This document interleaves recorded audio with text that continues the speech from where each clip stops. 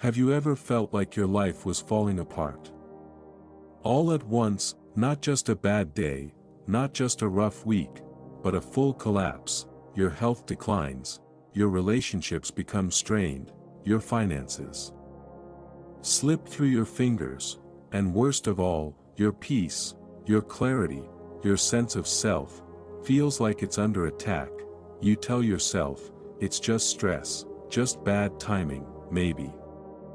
The universe is testing you, but somewhere deep inside, there's a whisper, this isn't random. Something's not right. So, what if that voice is telling the truth? What if the chaos around you isn't just coincidence?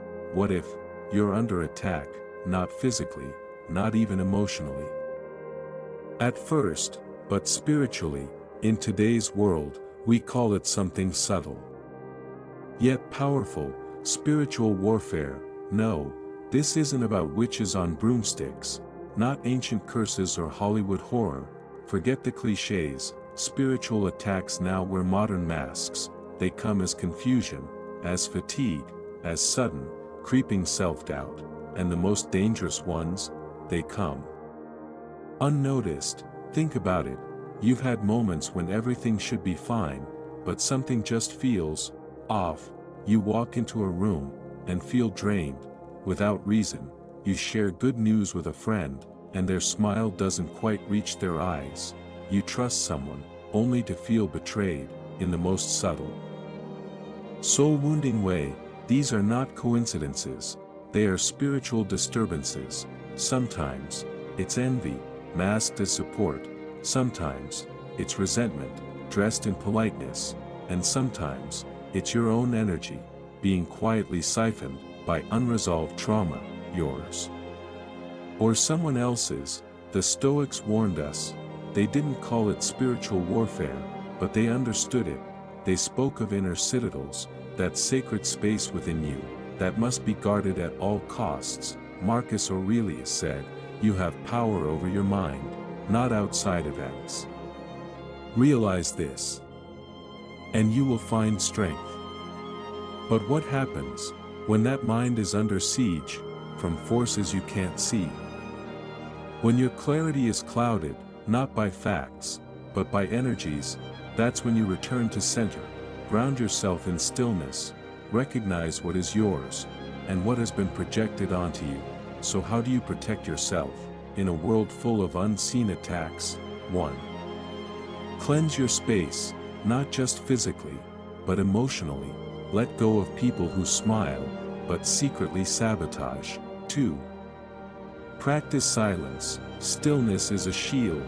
When you stop reacting, their power fades. 3. Stay rooted in purpose. Know who you are, so the world can't tell you who to be. 4. Guard your energy like treasure. Not everyone deserves access to your soul. You're not crazy. You're not imagining things. What you're feeling is real. The attack isn't always loud, it's often quiet, subtle, strategic. But the good news, when you awaken to it, you disarm it, because no force, seen or unseen, can conquer a soul that chooses to stand in its truth. So the next time your world feels like it's falling apart, pause, breathe, and ask yourself, is this an attack or a test of my inner power? Have you ever felt like life wasn't just hard, but hostile, like everything started going wrong at once? Your health declining without cause, your money slipping through your hands, people turning cold without reason, and your peace of mind crumbling by the day. You try to stay logical. You blame burnout, bad luck, bad timing, but deep down, something feels off. Too many coincidences, too many losses, too close together. It starts to feel like life is attacking you, and you're not imagining it. Maybe it's the job interview you nailed, but mysteriously never heard back from. The sudden illness doctors can't explain. The friend who ghosted you right after you shared a personal win. these moments seem isolated. Until you see a pattern. What if that pattern isn't random? What if something deeper is at play, an unseen force, working quietly, to sabotage your energy, your relationships, your path? In the ancient world, this would have been called spiritual warfare. A battle not with swords and shields, but with subtle attacks on your mind, your heart, and your soul. And in our modern age, these attacks haven't disappeared, they've simply changed form. Forget the old imagery, witches with potions, curses cast under the moonlight. Today, spiritual warfare looks different. It looks like envy, hidden behind polite smiles. It looks like manipulation, wrapped in kind words. It's emotional fatigue. With no clear source, it's that weight on your chest, when nothing's technically wrong, but everything feels heavy. So, how do you fight something you can't see? The answer lies in an ancient weapon, one just as powerful now as it was thousands of years ago. Stoic philosophy. In a real war, you need a weapon.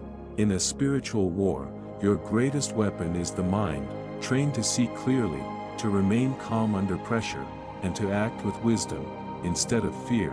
That's what the Stoics taught. Marcus Aurelius, Roman emperor, Stoic master. He once said, "What stands in the way becomes the way." In other words, what threatens to destroy you can become the very path to your strength, if you choose to recognize it. And that is where awareness begins. Before you can fight an enemy, you have to see it. You have to name it. That's the first rule of any battle, spiritual or otherwise. And most people don't lose because they're weak, they lose because they're blind to what's actually happening. That's why this message exists. This video is not here to scare you, it's here to wake you up. Today, I'll walk you through 7 specific signs that you might be under spiritual attack, signs that, if ignored, can slowly erode your confidence, your clarity, your purpose. These aren't random feelings, they're patterns, and countless people experience them, often right before a breakthrough. When you're standing on the edge of something greater, that's when the pressure hits hardest. So remember, as the Stoics taught, don't panic, don't run, don't collapse. Stand firm, see truth, and reclaim your peace. You are not powerless. You are not alone. Let's begin. Have you ever felt like everything in your life started unraveling at once, and you couldn't explain why? It starts subtly, a missed opportunity, a delay that doesn't make sense, a friend who suddenly grows distant. At first, you chalk it up to coincidence, just life being unpredictable. But then, the misfortunes start stacking up, one by one. Small cracks become fractures, fractures become collapse, and you're left wondering, what's really going on? You lose a major client, a relationship that once felt secure, turns cold, confrontational, your sleep becomes restless. A minor illness drags on for weeks, and your body feels drained, your mind foggy, your soul heavy, like you're carrying a weight that isn't even yours. Most people dismiss this as a rough patch. They blame stress, burnout, timing. But here's the thing, real life doesn't usually fall apart across multiple areas at the same time, unless something deeper is at play. This is the first sign, a cascading breakdown in multiple areas of life, without logical cause. When your career, your relationships, your energy, and even your clarity begin to deteriorate all at once, it's time to stop and ask a deeper question. Is this truly random, or is there something or someone disrupting my path? It could be envy, silent resentment, a subtle form of energy working against you. In ancient times, they called it the evil eye, spiritual interference. Today, we call it emotional sabotage, spiritual warfare, or simply negative energy. whatever you name it, the outcome feels the same, like your life is being chipped away from the shadows. The Stoics teach us, don't jump to conclusions, observe everything carefully. Marcus Aurelius once wrote, observe constantly that all things take place by change. But he also urged us to trace that change to its cause. So here's your Stoic weapon, awareness. Start tracking. When did this chain reaction begin? What were you doing right before things started falling apart? Who was around you? Were there sudden changes in your environment, emotionally or physically? Keep a journal. Write down the shifts, the strange conversations, the sudden tension, the unexplained fatigue. Don't look away, because when you start connecting the dots, the pattern will reveal itself, and patterns are never accidental. Let me give you a real example. I knew someone, business thriving, marriage stable, health perfect. Then within 3 months, their largest client left, their partner became strangely withdrawn, and they began suffering from relentless insomnia. Doctors couldn't explain it. Counselors blamed stress, but the person knew, deep down, this wasn't just life happening, it was interference. And it's not just them, you may be feeling it too, that invisible hand, turning progress into setbacks, clarity into confusion, momentum into inertia. But here's the truth, you are not helpless. Seneca said, the whole future lies in uncertainty. Live immediately. That means, don't wait for things to fix themselves.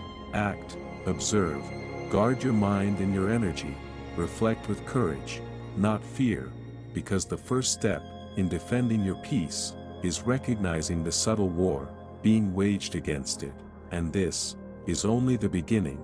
The second sign is far more invisible and far more dangerous. Let's go deeper. When your spirit is under siege, the first cracks appear in your energy. Let's talk about a deeper, more subtle sign, one that doesn't shout, but whispers quietly, draining you from within. It's the unexplained collapse of your energy, your emotions, and your sleep. This isn't your average fatigue. It's not just from overworking or skipping a few meals. This is a different kind of exhaustion, one that feels like your life force is being slowly siphoned away. You go to bed tired and wake up even more exhausted. You eat well, you exercise, you meditate, but the heaviness never leaves. Your body feels sluggish, your motivation evaporates, even simple decisions feel overwhelming. And it's not just physical, emotionally, you become a shadow of yourself. One moment, anxious, the next, numb. You might cry without knowing why. Joy feels distant. You stop laughing at things that once made you light up. People around you start to say, you're not yourself lately. And they're right, because something is interfering. Then come the dreams. At night, your rest is disturbed by vivid nightmares, dreams of being chased, of being paralyzed, of being attacked by faceless figures. You wake up gasping, your heart pounding, drenched in sweat. Sometimes you don't even remember the dream, but the weight it leaves on your chest stays with you all day. You begin waking at the same time every night, between 2 and 4 a.m., and each time, it feels like something cold and unseen is watching you. This isn't just random stress. This isn't subconscious noise. These are not ordinary signals. When your spirit is under spiritual or energetic attack, the symptoms show up first in your internal systems, your energy, your emotions, your subconscious mind, and this is the second major sign. The Stoics taught that the mind must remain sovereign, untouched by external chaos. But even Marcus Aurelius warned, the mind cannot stay clear if the body and soul are compromised. He urged us to observe what disturbs our peace, and to act, not just endure. So ask yourself, when did this fatigue begin? What changed in your life? Did someone new enter your circle? Did your environment shift? You may find that the moment these symptoms appeared coincides with a particular person, a certain place, or a decision you made that felt off at the time. And here's the critical truth: attacks on your energy are rarely random, they're designed to isolate you from your intuition, from your path, from yourself, because when you're exhausted, emotionally unstable, plagued by dark dreams, you're easier to manipulate. You start second-guessing your decisions, you withdraw, you stop moving forward, but you don't have to stay in that state. The first act of intuitive warnings, spiritual disturbances. Have you ever stepped into a room and immediately felt something was off, a heaviness in the air, a tightness in your chest, an unease you couldn't explain? Or maybe, you met someone for the first time, they smiled, they said all the right words, but still, your gut clenched with resistance. You may have dismissed these moments as stress, overthinking, or just random emotion. But what if they were messages, warnings, from a deeper part of your being? This is the fifth sign. Your intuition sounding the alarm before your mind has. The evidence, it's the quiet whisper that says, be careful, stay sharp, something here isn't right. Your body is the first battleground in any spiritual attack. Long before the chaos erupts around you, your spirit often detects the imbalance. You may begin to experience disturbed sleep, waking suddenly, between 2 and 4 a.m., drenched in anxiety, with no clear reason. You might dream of being chased, falling, being paralyzed, while shadowy figures linger in your periphery. These aren't just nightmares. They are signals. You might feel a sudden fatigue around certain people, or sense an invisible weight in specific rooms. These reactions aren't coincidence. Your nervous system is responding to the spiritual atmosphere, often more accurately than logic ever could. The Stoics understood this. Marcus Aurelius wrote, "If something inside you feels wrong, let that be your reason. Not everything needs proof to be real."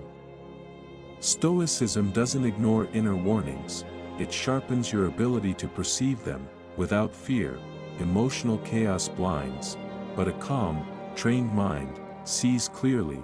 In modern times, we've been taught to dismiss these instincts, to seek rational explanations only.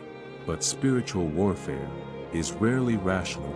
It operates in the unseen, the felt, the intuitive. When your prayers begin to feel hollow, when meditation offers no peace, when silence feels unsettling rather than calming.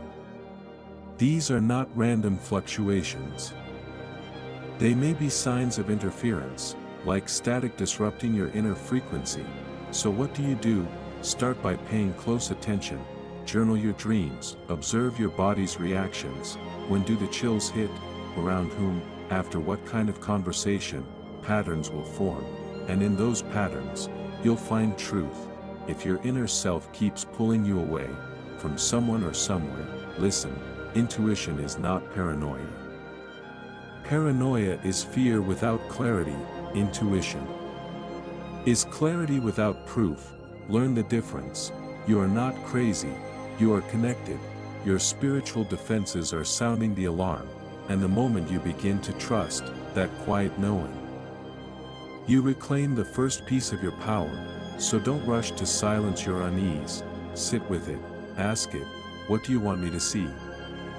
The soul often knows, long before the eyes understand, and when your inner world speaks, listen closely, because sometimes, the quietest voice carries the most urgent truth.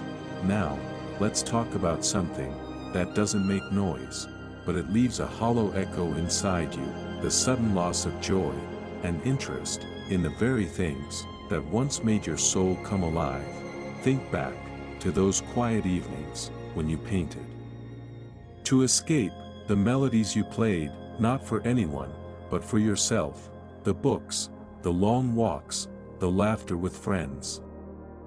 They weren't just hobbies, they were portals back to yourself, but now, the paintbrush sits untouched, the guitar strings are silent, the books gather dust, and even the thought of going out feels draining. There's no fight, no tears, just apathy, a slow, creeping fog that steals the colors from your world. This isn't just boredom or burnout. Sometimes your schedule is wide open, your body feels rested, and yet your spirit feels vacant. This is the sixth sign, a deep, spiritual erosion that begins not with conflict, but with quiet detachment, and it's dangerous, because it doesn't shout, it whispers, it convinces you, maybe you were never truly passionate.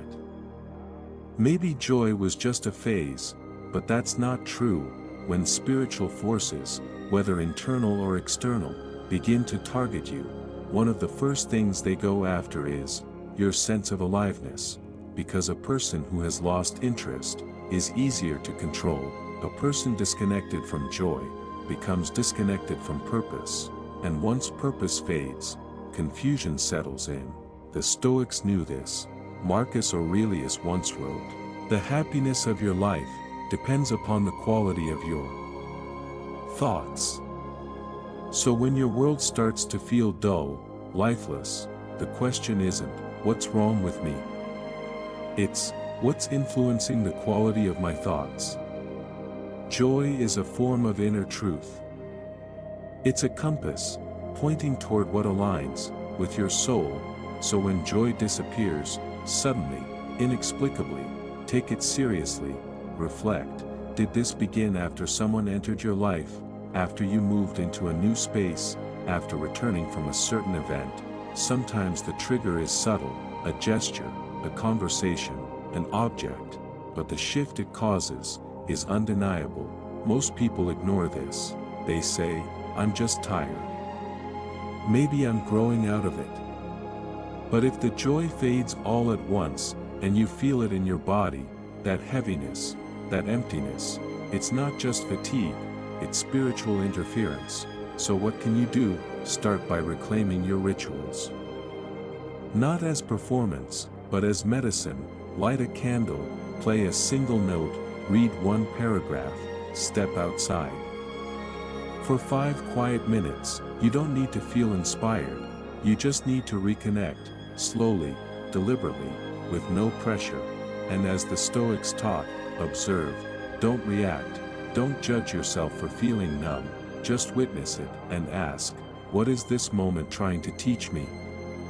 Because when joy vanishes, it's not the end, it's a message, a call to wake up, to cleanse, to realign, and when you listen, really listen, you'll find that spark, still flickering, still waiting. Now, there's a certain kind of silence that doesn't come from your surroundings, but from within your own mind.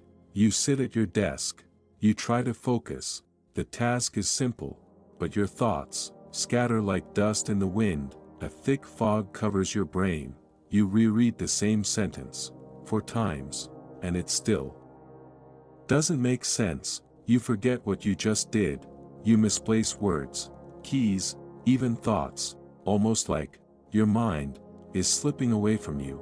This is not ordinary forgetfulness. This isn't just a bad night of sleep, this is something else. This is the 7th sign, when your mental clarity is no longer yours to command. You might sleep well, eat well, even meditate, yet the fog doesn't lift, and as the days pass, your sense of control weakens. You begin to question yourself, you hesitate before speaking, you feel slower, duller, less sharp, like something is draining your mental energy, without your permission. In Stoic philosophy, the ability to reason clearly is sacred. Marcus Aurelius wrote, "The soul becomes dyed with the color of its thoughts." So when those thoughts become murky, chaotic, your entire inner world begins to feel unstable. For the Stoics, this wasn't just a cognitive problem, it was a threat, to your autonomy, you might ask, is this just stress? Perhaps, but real stress has patterns, you can trace it, deadlines, emotional overwhelm, physical fatigue. This fog is different. It comes without cause, lingers without reason, resists all logical remedies. In some cases, it's a sign of external interference, emotional, psychological, or even spiritual, something that aims to sever your connection to your inner wisdom. So how do you know if this fog is more than just burnout? Ask yourself, when did this start? Did it coincide with a new relationship, job, or location? Did it follow a shift in your spiritual habits? Do you feel more disoriented after interacting with certain people? Sometimes, the soul recognizes a threat before the mind can name it. Many report patterns, waking in a haze, no matter how much sleep they get. Zoning out mid-conversation, feeling like their thoughts are no longer entirely their own. It's as if something is stealing their focus, draining it into silence. If this is you, don't panic, and most importantly, don't blame yourself. Begin with awareness. Keep a journal. Track when and where the fog intensifies. Pay attention. Who's around you when your mind feels sharp? Who's around when it dulls? The Stoics didn't run from adversity. They examined it with ruthless honesty. And remember, a clouded mind does not mean a broken one. Your clarity can return, but it begins with reclaiming your inner territory. Filter your inputs, music, media, people, energy. Cut out what drains. Reconnect with the practices that once sharpened your inner voice. Reading, solitude, journaling, silence. Because when your mind returns to stillness, your vision becomes sharp again, and from that stillness, you regain the power to act with purpose. The fog is not your fate, it is only a test, and clarity, true clarity, is forged in the very fires that once tried to extinguish it. Now, if you've recognized more than one of these signs in your life, it's not just a coincidence. When the patterns begin to overlap, when your energy is drained, mind is fogged, spirit is silenced, the message becomes undeniable. Your life is being deliberately targeted, not necessarily by a person, but by an energy, a force, a pattern, designed to dismantle your clarity, disrupt your peace, slowly chip away at your strength. And here's the hard truth: ignoring it will not make it stop. This is your moment, a moment not for fear, but for clarity, not for weakness, but for action. The Stoics, those ancient warriors of the inner world, didn't fear adversity. They met it head-on, not with rage, but with calm and disciplined courage. Marcus Aurelius once said, "You have power over your mind, not outside events. Realize this, and you will find strength." So let this be your reminder: you are not powerless. Now is the time to reclaim your ground, starting with your environment. Walk through your home, not like a visitor, but like a guardian. Speak intention into every room. Say out loud what belongs, and what doesn't. Throw out the things that carry memories soaked in pain. Rearrange, renew, reset the energy. Reclaim your physical space as sacred. Then, turn inward, your mind, your heart, your spirit. They need cleansing. 2. Journal. Without censoring yourself, ask the hard questions. Who in my life is draining me? Where am I allowing energy to leak out? What pain am I silently tolerating? Because I'm afraid of confrontation. This is not about revenge. This is not about getting even. It's about getting clear. You don't need to strike back. You need to rise above. Don't become bitter. Become sharp. Let the attack reveal your weaknesses, not to shame you, but to show you where to reinforce your walls. Because here's the truth: every wound is a map to a place that needs healing. Every attack shows you where your defenses were soft, And that is a gift, so build, strengthen, let this pain teach you where to protect your joy, mind, peace, and above all, never forget, your mind is your temple, no one gets in, unless you open the door, protect it like something sacred, because it is. And if this message has spoken to you, if you felt these battles, in the silence of your own heart, then don't keep this to yourself. There's someone out there, who needs to hear it too, someone who's silently struggling, thinking they're alone. Send it to them. Be the whisper of truth, in someone else's storm. Because the moment we become conscious, is the moment we begin to reclaim our power.